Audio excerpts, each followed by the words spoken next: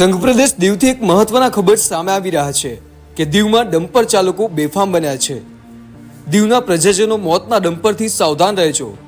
સૌની નજર હેઠળ ખુલ્લેઆમ નિયમો તોડી દોડી રહ્યા છે મોતના ડમ્પર। 3 બાઇક સવારની જિંદગી બચી।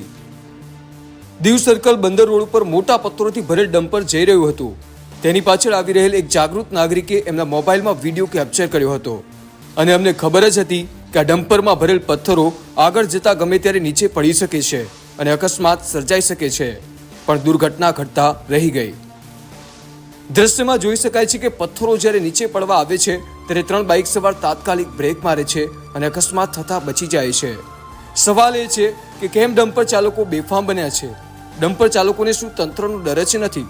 હવે મોતના ડમ્પર બેરોકટોક ભારે વાહનો ધોળા દિવસે દોડી રહ્યા છે। દીવમાં નિયમોને નેવે મૂકી બેફામ દોડી રહ્યા છે મોતના ડમ્પર। આગળ પાછળ વાહન શું જઈ રહ્યું છે વગર પરવાહે ખુલ્લેઆમ દોડે છે। દીવ પ્રશાસન સાંભળી લે। દીવ પ્રદેશના લોકો આપને સવાલ કરી રહ્યા છે। આવી રીતે ડમ્પરમાં મોટા મોટા પથ્થરો ભરી આવી રીતે ડમ્પર ચલાવી માનવ જિંદગી સાથે ખિલવાડ કરશો? આરટીઓ વિભાગ દીવમાં શું કરી રહ્યું છે? શું પોલીસની આંખ સામે દોડી રહ્યા છે મોતના ડમ્પર?